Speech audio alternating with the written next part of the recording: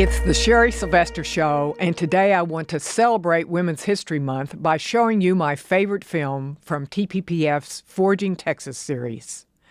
There's a million stories about the amazing women in our history. In the late 1600s in Texas, when the Caddos were one of the largest tribes in what is now East Texas, the chief was a woman. We don't know her Indian name, but in the statue to her in Lufkin, they call her Angelina, Little Angel. The Canary Islanders, who settled San Antonio in 1731, our oldest city, were led by a woman, Maria Robbins Badencourt. And in Texas, where Remember the Alamo is our unofficial motto, it's important to know that we wouldn't have the building of the Alamo if it had not been for Clara Driscoll and Adina de Zavala. In the early 1900s, San Antonio was a growing city, and many people didn't even realize the Alamo was in the center of downtown. It was falling down. Driscoll and de Zavala were granddaughters of heroes who fought at the Battle of San Jacinto. The Alamo was going to be sold for $75,000, about $2 million in today's dollars, and they put up the money themselves that ultimately ensured that we would have the Shrine of Texas Liberty. How do you just take charge? It's always a little different for women. No. Play it like it is. But you did that before I started. Play it.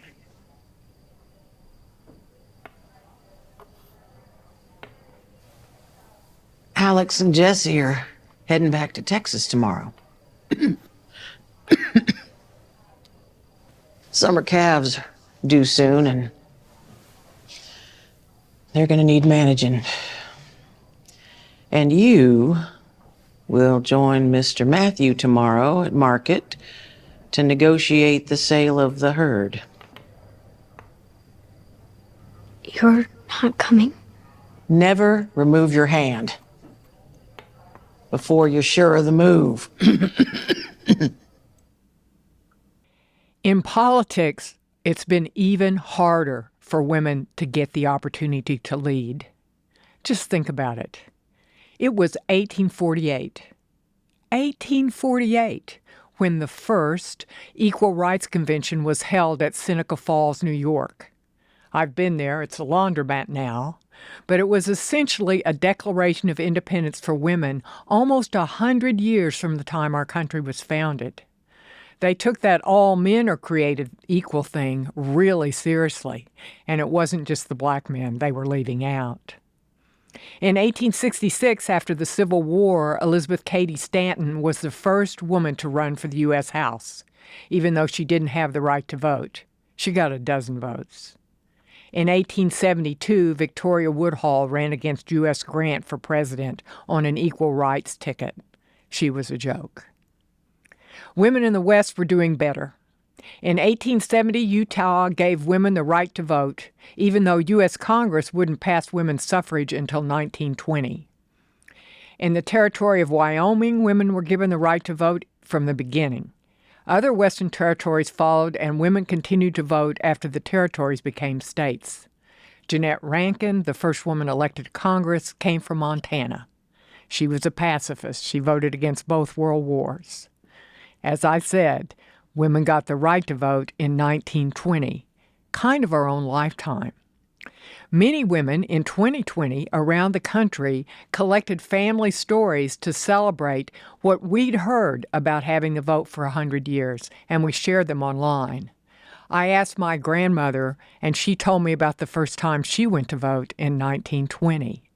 She told me that women went in one line at the polling places and men went in another line. And she and my grandfather had not talked about how they were going to vote. After they came out and spoke to each other, after she cast her ballot, she told my grandfather told her he had voted Republican because he was from a family of Lincoln supporters, the Union family, and she said that she had also voted Republican, but she had a very different reason. My great-grandfather was a socialist. He was a member of a group called Oklahoma Reds. And my grandmother said that she had grown up with those meetings and magazines and newspapers around the house. She'd read all of it, and she didn't believe any of it. And as soon as she got a chance to cast a ballot, she voted a Republican. In my own lifetime, I remember Shirley Chisholm, who was the first black woman to run for president in 1972, and the first woman I saw on the big stage. It was astonishing. When Reagan appointed Sandra Day O'Connor to the Supreme Court, that was another striking moment. Sometimes you know you're watching history, and sometimes you don't. Play it. But you did that before I started. Do you know what arrogance is, girl? It's thinking a game is waiting for you before it begins. Play. These American political stories sound like ancient history now. In my career, I worked for Geraldine Ferraro, who was the first woman ever to run for vice president on a major party ticket. I worked for her after she was defeated by Reagan and later ran for the U.S. Senate. Some days she was making history. Most days she didn't.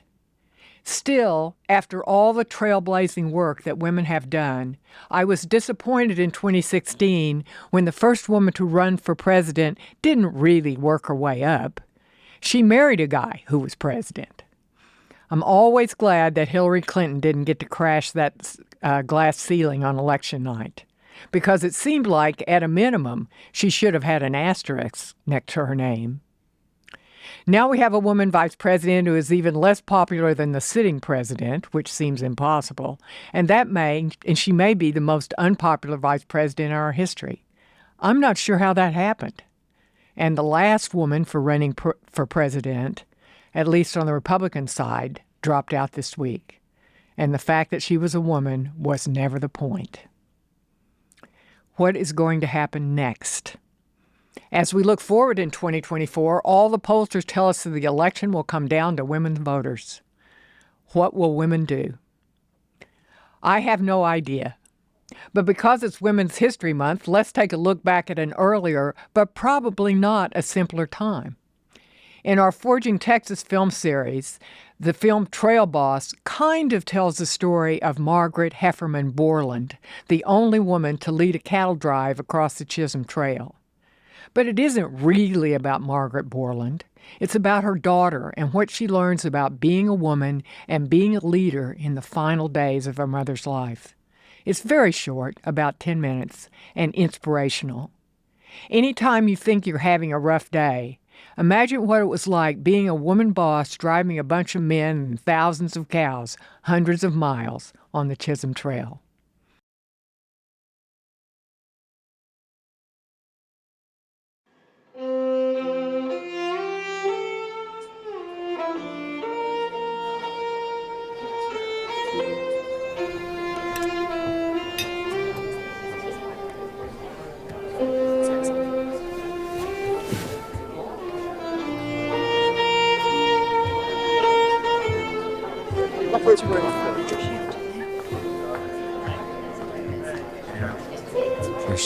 Much obliged, Charlie. Y'all had a good day yesterday.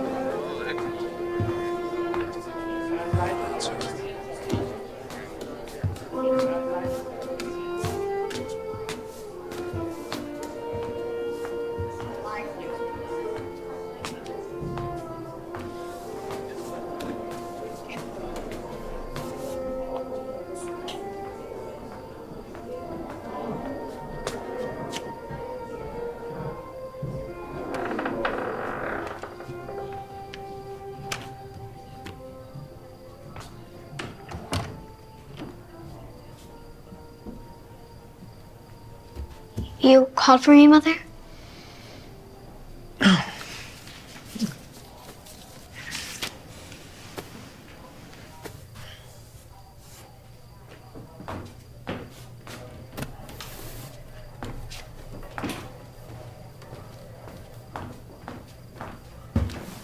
There. There you go.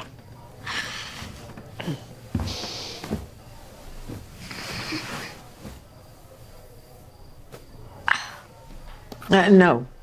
Play it like it is. But you did that before I started. Play it.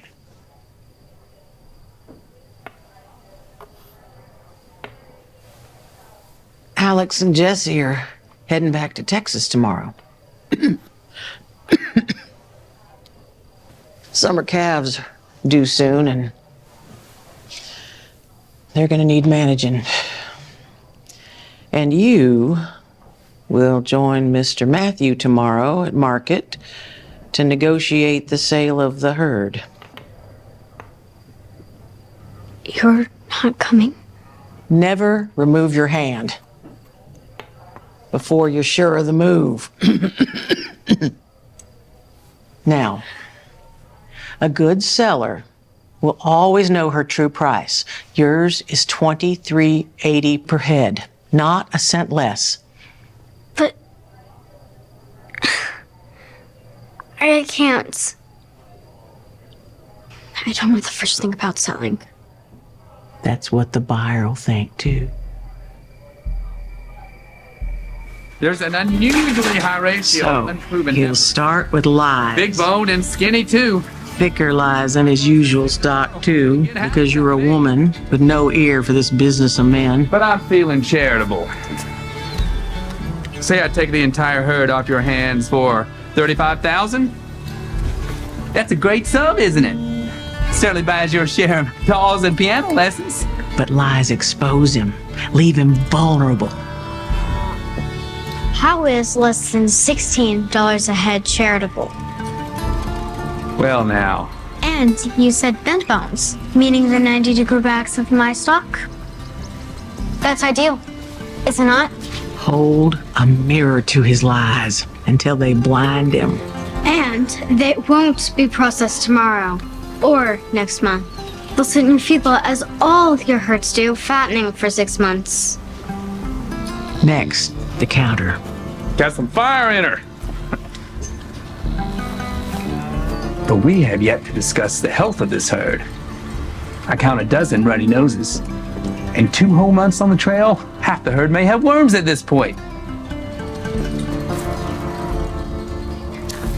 $18.30 a head. To cover my no doubt extraordinary losses when these ailments come full turn. Would you not agree, Dr. Grady?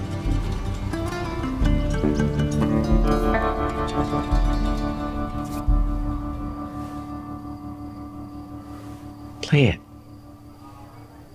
But you did that before I started. Do you know what arrogance is, girl? It's thinking a game is waiting for you before it begins.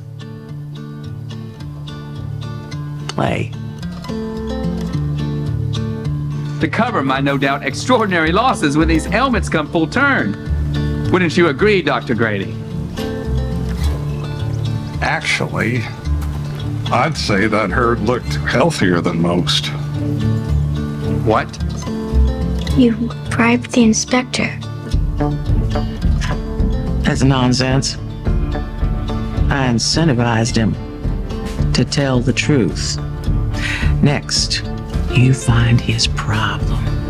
And I hear you've been facing pretty stiff competition from McCoy's Premium these days. And I read they've been grabbing up a lot of inventory, nipping at your heels on distribution too. Give him a little rope. Let him swim in uncertainty and fear. And no one else is selling to steer in these numbers. Sure like to make this work. Make sure he knows that you alone can save him. But business is built on trust. And here you are trying to lowball the Borland family? Why, I'm sorely tempted to sell the whole lot to McCoy's at great discount. And make sure he knows that you alone can destroy him. The entire stock.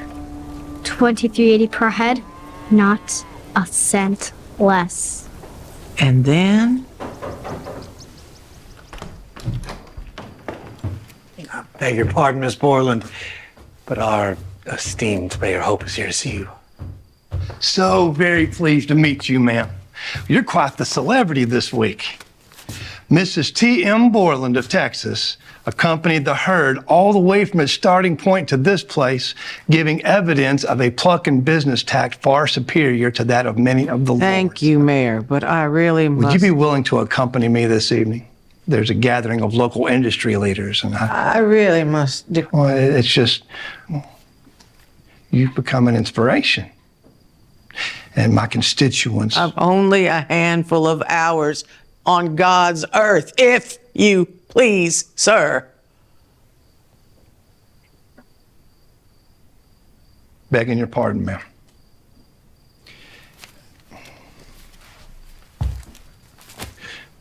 God be with you.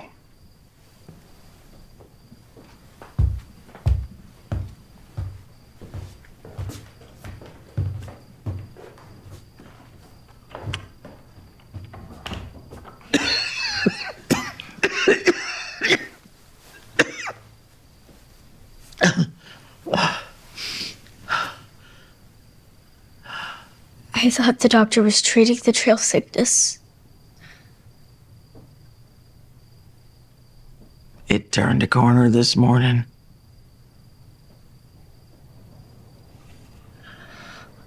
But that is not your burden. Yours is to make that sale tomorrow, right? You could have sent Alex or Jesse to market. Is it because I will appear weak and gain pity?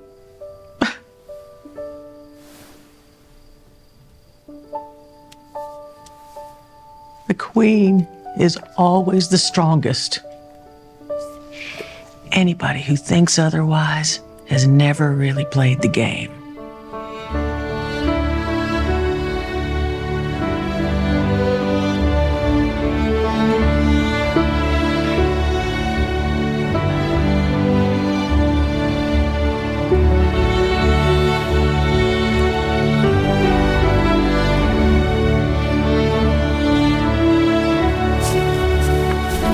Think what a story it'll be, Mr. Smith. You, distributor of the herd of the great Trailboss Margaret Borland, who battled bandits, rivers, and lightning storms to cross the Chisholm Trail. First and only woman to do it. It's not just a good story. It's good business. Wouldn't you say, Mr. Smith?